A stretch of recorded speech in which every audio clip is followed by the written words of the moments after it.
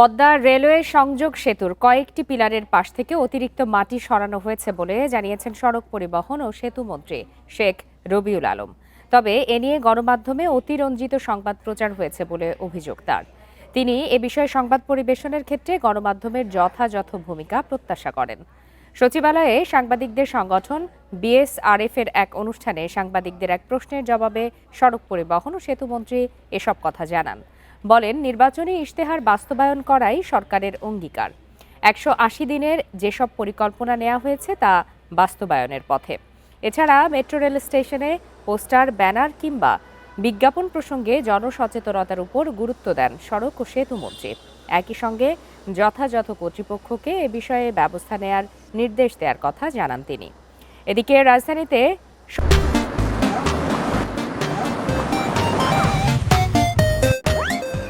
সড়কগুলোতে চিহ্নিত সমস্যা নিয়ে সরকার কাজ করছে বলেও জানান সড়ক পরিবহন ও সেতুমন্ত্রী। সড়কমন্ত্রী বলেন, ব্যক্তি মালিকানায় একই রুটে একাধিক বাস চলতে পারে না, এতে বিশৃঙ্খলা সৃষ্টি হয়।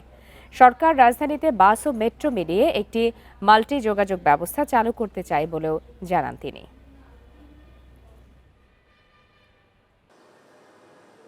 এখন সরানো হচ্ছে বিদায় এইটা আমরা ওই কাজের সাথে সিমিলার মনে করছি না, মনে করছি ভিন্ন কিছু করে মাটি টাটি বিক্রি করে কেউ হয়তো কোনো গোষ্ঠী লাভবান হচ্ছে।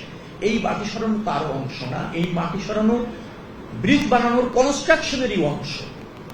যদিও দেরি হওয়ার ফলে এখন সেটাকে মনে হচ্ছে মূল স্থাপনা জন্য ঝুঁকি হয়ে নিশ্চয়ই কোনো ব্যক্তির সাথে মাটি সরানো হচ্ছে। এটা হলো আসল জায়গা।